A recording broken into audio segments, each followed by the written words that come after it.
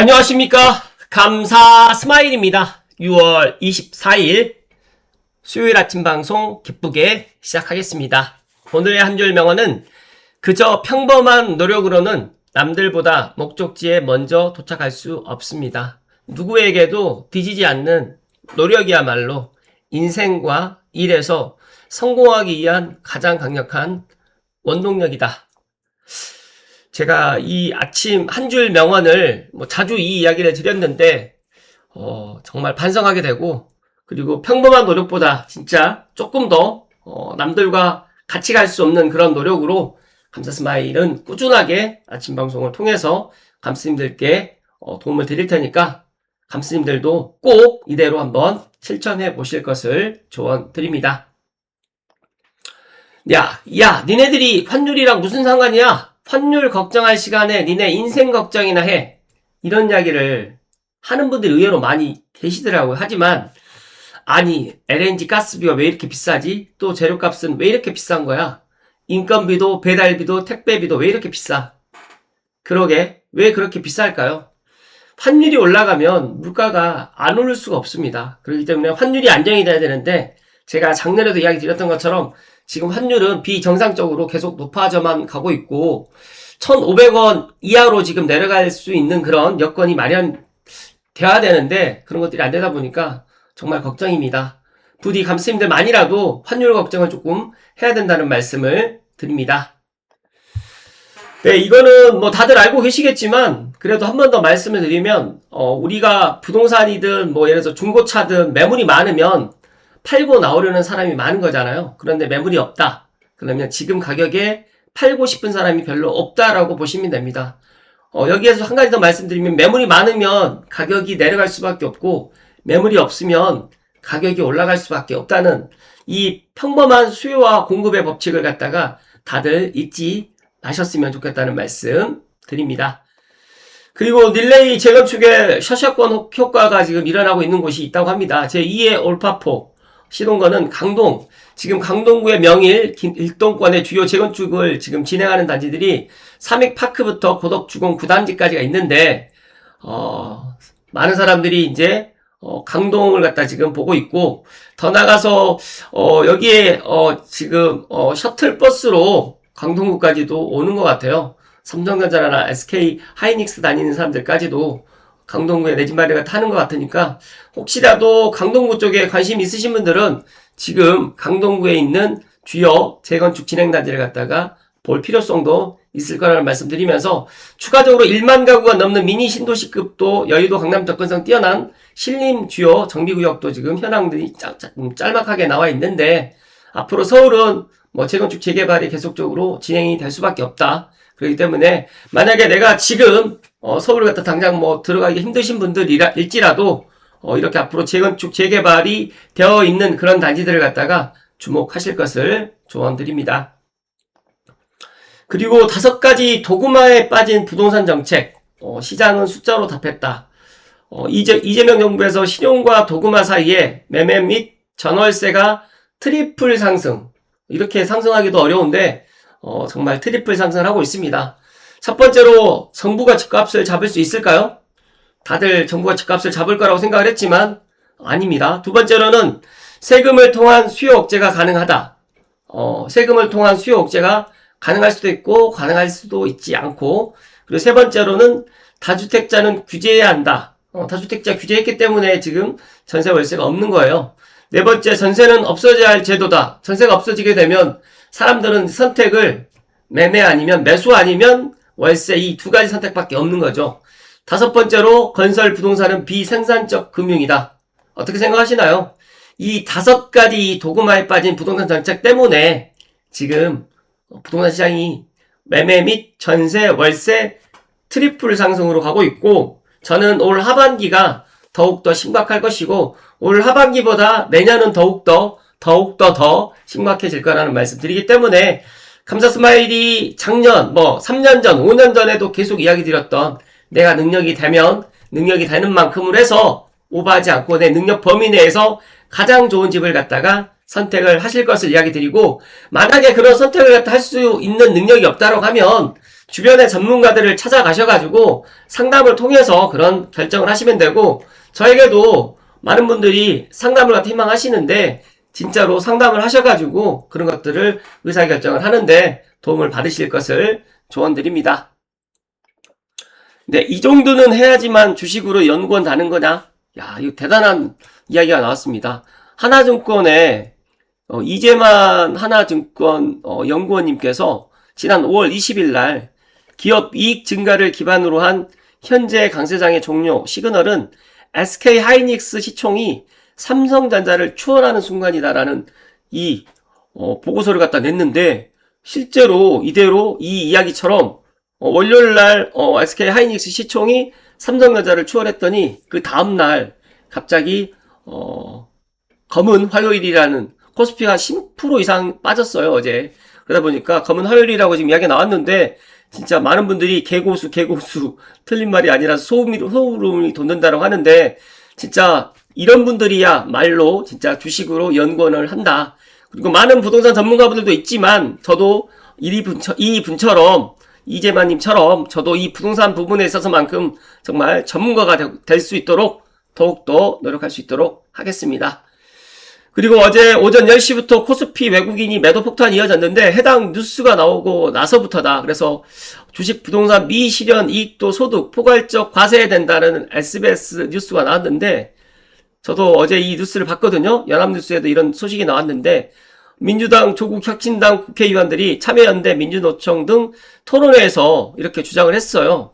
그래서 지금 금투세도 지금 생각보다 빨리 지금 적용될 가능성이 높아질 것 같고, 부동산이라든지 비상장 주식과 같이 시장 가격을 산정하기 어려운 자산을 실현 시점 과세를 유지하거나 고액 자산가나 특정 금융자산에만 한정해서 새로운 과세 방식을 도입하는 방식도 제한됐다고 하는데, 중요한 거는 이 소식이 진짜 이거 한국 부동산, 아니 한국 코스피, 코스닥이 이런 양도세가 없다 보니까 사람들이 많이 투자를 하는데, 만약 이 양도세를 적용하고 뭐 금투세를 적용한다고 하면 어떻게 될까요? 그래서 저는 지금 좀 빠른 감은 있지만 진짜 7월부터는 주식시장이 조금 위험하다라는 이야기를 제가 선거 끝나고 그런 이야기를 갖다가 선거 전에도 그런 이야기 많이 드렸고, 감사스마일 멤버십 영상에도 그런 이야기 드렸는데, 실제로 이런 이야기들이 지금 단톡방에서 흘러나오고 있고 많은 분들이 지금 고민을 하고 있는데, 각자가 여유 있는 자금으로 주식 투자를 하되 정말 무리하지 마실 것을, 정말 무리할 수 있는 자산은 내 집밖에 없다. 내 집 마련만 좀 무리하게 하더라도 그것도 내 능력을 갖다가 오버해서는 안 된다는 말씀을 콕 하고 이야기 드립니다. 진짜로 이 이야기가 나오고 나서부터 이렇게 폭탄이 코스피가 급락을 갖다 한 것까지는 제가 확인이 안 되지만, 중요한 거는 주변에 많은 분들이 지금 주식을 갖다 하고 있다 보니까 제가 하지 말라고 하더라도 할 수밖에 없는 그런 분위기인 것 같아요. 그런데 중요한 거는 모든 자산이 올라가면 내려가게 되어 있고 내려가면 올라가게 되어 있습니다. 제가 2년 전에 24년도에 25년도 초에 제가 어떤 이야기 드렸냐면, 부동산 가격이 이제 바닥이다, 올라갈 수밖에 없다라고 했더니 많은 사람들이 저에게 욕을 하고 진짜 안 좋은 댓글을 많이 남겼어요. 하지만 중요한 거는 제 이야기가 맞잖아요. 제가 부동산 현장을 17년, 18년 동안 있으면서도 느낀 거고, 인생을 살아오면서 많은 사람들이 올라갈 때 사는 거 다들 이해하고 또 내려갈 때는 못 사는 거고, 지금 이렇게 또 내려갈 때 또 많은 또 개미들이 또 사는데, 바닥이 지금 바닥이 아니라 더 바닥으로 내려가게 될 경우에는 어떤 현상이 일어나게 될까요? 그래서 저는 걱정이고, 또 어제도 제가 이야기 드렸지만 국민연금이 다음 달부터 본격적으로 리밸런싱을 하게 되면 더 큰 위험이 도사리기 때문에 내 집 마련만 무리하게 할 수 있도록 하고 나머지는 좀 무리하게 하지 않았으면 좋겠다는 말씀 드리면서, 이 주식 열풍을 갖다가 이 그림을 보면서도 정말 씁쓸할 수밖에 없다는 말씀을 드리고 본론으로 들어갈 수 있도록 하겠습니다.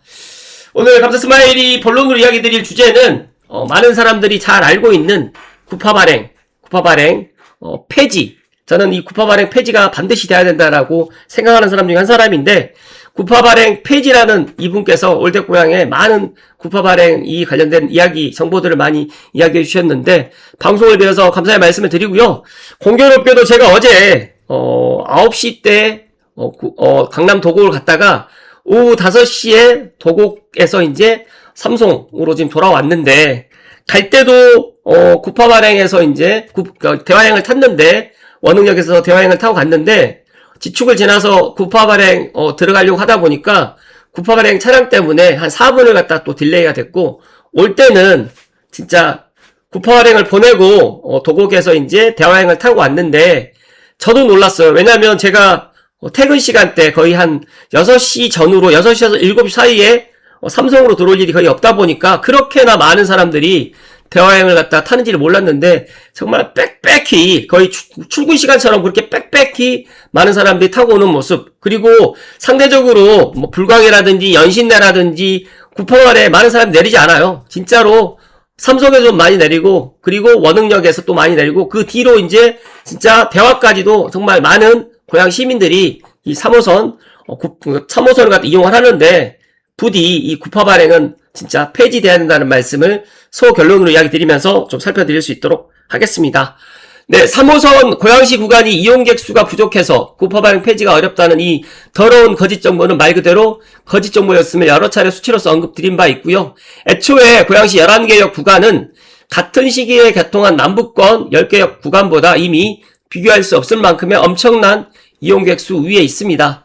그리고 출근 시간에는 이미 하행선에 이미 지축에 다다랐을 때 만선이고, 저도 이걸 지금 경험을 했고, 그리고 상행선 때는 마찬가지로 연신내라든지 구파발행에서 대화행을 기다리다가 구파발행을 그냥 보내고 대화행이 들어오면 빽빽하게 콩나물 시루처럼 구파발을 넘어서 지축으로 향해 감을 고향 시민분들은 모두 잘 알고 계실 겁니다. 허나 배차 서비스는 이용객 수가 훨씬 적은 강남을 위해서 세팅되어 있는 점 또한 인지하고 계실 거고요. 또한 가장 어처구니 없는 대화 쪽으로 다가갈수록 전철이 텅텅 비어서 구파 발행을 폐지하고 대화행 일어나 하면 엄청난 낭비라는 이 괴상망측한 논리도 잘못됐다. 그리고 오늘 대화를 나눠서 살짝 놀랐는데, 구파발에서 지축 차량 기지로 들어가야 되기 때문에 구파 발행이 운영되어야 된다라는 이런 사실들 많이 알고 있는데, 그게 아니에요.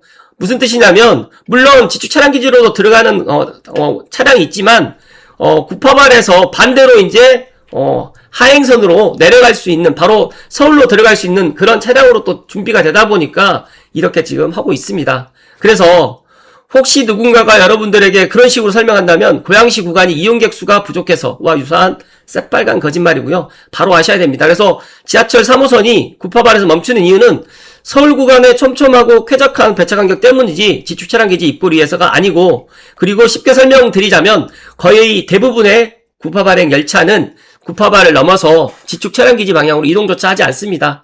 구파발역에서 승객들을 하차시킨 후에 우회선로를 통해서 옆라인에 정차한 후에 승무원 교대라든지 승무원의 방향 전환 후에 다시 플랫폼으로 들어와서 하행선으로 전환합니다. 그냥 서울 구간의 쾌적한 배차 때문이고 차량 기지는 생각하실 필요가 없다. 그래서 구파발행 폐지, 대화행 일원화를 갖다가 우리가 지금 주장을 해야 되고, 집중력 차량 기지와는 전혀 아무런 상관이 없는 이야기다 보니까 그냥 지금처럼 극히 일부의 전철이 삼성에서 구파발에서 그대로 지축 차량 기지 입고하면 그만입니다. 그렇다면 당최 구파 발행을 폐지하지 않고 대화행 일원화를 왜 못하느냐? 가장 그럴싸한 마지막 이유는 도심지의 혼잡 완화입니다. 구파 발행에서 다시 하행으로 돌려가지고 배차 간격을 촘촘하게 운영해서 도심 구간의 혼잡을 줄여보겠다는 건데, 탁상행정으로는 옮겼으나 여기에 함정이 숨어 있습니다. 현실 세상에서는 도심지에서 구파 발행을 흘려보내고 대화행을 타는 사람들이 대다수이고, 또 대화행에 일방적인 혼잡 쏠림이 있기 때문에 오히려 역효과가 날 수밖에 없습니다. 여러 차례 언급드린 바와 같이 퇴근 시간 서울 구간 5분, 고향 구간 10분입니다. 이용 주도권은 고향 시민들이 지고 있는데 배차 불평등은 너무 암울합니다. 그렇기 때문에 제 방송을 시청하시는 감시님들만이라도 지금 3호선 구파 발행 폐지가 돼야 되고, 폐지가 안 된다고 하면 그 대안으로 대화행을 갖다가 배차, 증차를 갖다 해 나가야 되는데, 지난 민선 8기 때도 3호선 급행을 추진하겠다고 했지만 물거품이 됐고, 이번 민선 9기 때는 진짜 새로운 고양시장님 되셨던 민경선 고양시장님께서는 과거 지금 경기도 교통공사 사장 출신이다 보니까 이런 부분에 있어서만큼은 진짜 꼭 해결해 주실 것을 이야기 드리면서, 이것은 무엇보다도 많은 고양 시민분들의 잘못된 정보를 타파하고 인식 개선이 우선시 되어야 가능한 일이다라는 이야기를 마지막으로 이야기 드리면서, 고양시 구간의 이용객 수가 부족해서 구파 발행을 운영한다, 거짓말이고요. 지축 차량기지로서 입고를 위해서 구파 발행을 운영한다도 거짓말입니다.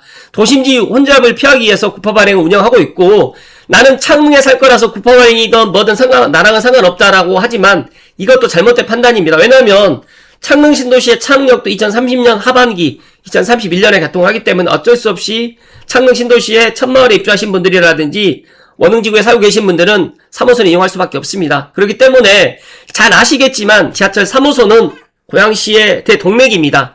사실상 서울 프리미엄 사수를 위해서 구파발에서 막히고 있는 이 비극적인 현실을 타파하지 못하게 되면 고양시의 미래는 없고, 가족분들에게, 친구들에게, 이웃분들에게 고양시 맘카페라든지 또 많은 단톡방에다가 이런 사실들을 공유해 주시고 알려주셔야 된다는 이야기를 마지막으로 강조해서 이야기 드립니다. 여기서 감사스마의 생각을 조금 덧붙이면요, 많은 분들이 진짜 이 구파 발행 폐지가 안 되는 이유가 뭐 지축 차량기지 때문이다, 그리고 지금 이게 경제성이 안 좋다, 여러 가지 이야기를 하고 있는데 모르겠어요. 근데 제가 생각했을 때는 이제 서울시하고 서울교통공사가 구파 발행을 고수하는 가장 큰 이유는 운영 적자 분담이라든지 승무원 교대 및 차량기지 운영의 효율성 때문에 이렇게 하고 있는데, 저는 이번에 민선 9기에서는 반드시 이 구파 발행 폐지를 좀 이끌어 주시고, 그리고 만약에 이런 것들이 만약에 좀 안 된다라고 하면 현실적인 인센티브라든지 아니면 또 당근을 갖다가 좀 제시할 수 있는 그런 것들을 갖다 오늘 제안을 좀 드리는데, 첫 번째로 일산선 구간 운영 손실을 전액을 분담을 제한을 갖다 하는 것도 하나의 방법일 수가 있을 것 같고, 두 번째로는 지축 차량기지 부지 활용 및 현대화 지원. 그래서 또 더 나가서 이제 지축 차량기지를 갖다 이전한다고 하면, 저는 지금 양주시에서도 지금 지축 차량기지를 적극적으로 지금 이전을 갖다 받길 희망하고 있고, 파주시에서도 지금 3호선 연장을 갖다 강력히 원하고 있다 보니까 양주와 파주에서 어떻게 보면 싸움을 붙여서 진짜 저는 더 좋은 조건으로 해서 지축 차량기지가 이전될 수 있는 그런 방안으로 해 나가면 좋을 것 같고, 더 나가서 이제 코레일하고 공동 운영 분담을 갖다가 또 조정을 하면, 지금 현재 일산선과 지금 이 구파 발행 이게 나눠지는 게, 대화행이 나눠진 이유가 코레일하고 서울교통공사 간에 지금 차량 운행 비율이라든지 선로 사용료 조정을 고양시가 이제 이것들을 갖다 주도적으로 이끌어가지고 해결해 주겠다는 그런 대안을 갖다 제시하게 되면 분명히 3호선 구파 발행 폐지도 가능할 거라는 말씀 드리면서, 만약에 이제 어떻게 보면 이 협상을 갖다가 높일 수 있는 이런 채찍만 갖고는 또 안 된다고 하면, 실효성 있는 그런 압박카드를 갖다가 또 저는 또 이야기를 좀 드리면, 은평구보다 많아진 덕양구 인구, 그러다 보니까 덕양구 인구가 지금 현재 48만 4천 명 넘었습니다. 그래서 은평구보다 더 인구가 더 많고, 더 이상 고양 시민을 서울 변두리에 지나가는 승객 취급해서는 안 된다는 그런 논리, 그리고 기정사실화된 버스 노선 개편이라든지 서울 진입버스의 그런 감축카드를 갖다가 좀 해나가면서 3호선 배차가 개선되지 않으면 삼성과 지축 창릉 지역의 서울행 광역 시내버스 노선을 대거 신설 및 증차할 수밖에 없다라고 해서, 지금도 통일로가 빽빽히 막히는데 더 서울시 도로가 빽빽히 막힐 수밖에 없는 그런 것들을 좀 이렇게 좀 이야기를 좀 하면 좋을 것 같고, 그리고 앞서서 이야기 드렸던 것처럼 지축 차량기지의 장기적 이전 압박을 갖다가 파주라든지 양주로 해가지고 연계를 갖다 해 나가면 너무너무 좋지 않을까, 저는 그렇게 생각을 합니다. 그래서 민선 9기에서 고양시가 취해야 될 스탠스는 명확합니다. 돈과 행정은 고양시가 도울 테니까 서울시는 명분 없는 구파 발행 종착을 끝내고 지가 대화행으로 일원해 주시고, 만약에 대화행을 갖다 일원하기가 좀 현실적으로 힘들다고 하면 대화행을 갖다가 정말 구파 발행 대화행이 아니라 대화행 다음에 구파 발행 한 번, 대화행 다음에 구파 발행 한 번으로 해가지고 진짜로 대화행 증차를 갖다 좀 해 나가실 것을 이야기 드립니다. 창릉 신도시가 앞으로 들어올 거고요. GTX-A 개통을 갖다 하는 이 고양시에 거대한 모멘텀이 있는 바로 지금이 서울시를 갖다 압박해 나갈 수 있고, 더 나가서 협상 테이블로 좀 끌고 와서 가장 좋은 그런 적기이자 마지막 기회가 될 수가 있고, 더 나가서 지금 민선 9기의 민경선 시장님께서 경기도 교통공사 사장 출신이다 보니까 이런 부분에 있어서만큼은 저보다 더 좋은 그런 대안이 있을 거라고 생각이 있을 거라고 생각을 하기 때문에, 부디 오늘 제가 이야기 드렸던 내용들이 꼭 실현되기를 마지막으로 좀 이야기 드리면서, 많은 사람들이 3호선도 다니고 경의중앙선도 다니고 서해선도 다니고 뭐 GTX-A도 다니는데 왜 이 모양이냐라고 저에게 물어보면 진짜 3호선도 반쪽짜리, GTX-A도 반쪽짜리, 그 다음에 경의중앙선도 배차 간격이 너무 형편없고 오히려 지금 서해선만 그나마 좀 나은데 지지난달까지 지금 서해선도 부품 결함으로 해서 배차 간격이 반쪽짜리.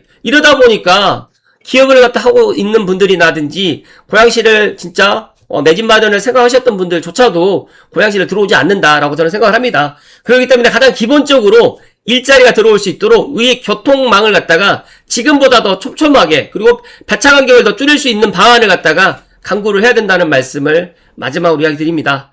제가 어제 강남 도곡을 가지 않았더라고 하면 제가 이런 이야기를 하지 못했을 텐데 출발할 때도 4분에서 5분이 지체가 됐고 돌아올 때는 10분 이상을 갖다가 또 구포할행을 보내고 대화행을 타고 왔는데 대화행에서 정말 많은 고양 시민들을 만나면서 이거를 누가 해결해 주지도 못하는 이런 것들을 보면서 부디 민선 9기에서는 이 부분에 있어서 반드시 해결해 주실 것을 감사 스마일이 목소리 높여서 이야기 드리고 마지막으로 감스님들은 제 영상을 갖다가 많이 좀 널리 좀 퍼뜨려 주실 것을 이야기 드리고 이 구파 발행을 갖다 바로 알고 이 구파 발행을 갖다가 폐지를 갖다가 못하더라도 구파 발행을 갖다가 폐지할 수 있는 아니면 구파 발행을 갖다가 대화행을 갖다 연장할 수 있는 그런 방안을 갖다가 지금부터 이거를 5년 전부터 고민했었는데 아직까지 실현이 안 됐다고 하면 민선 9기에서는 반드시 실현해야 된다는 말씀을 마지막으로 강조해서 이야기 드립니다. 고맙습니다.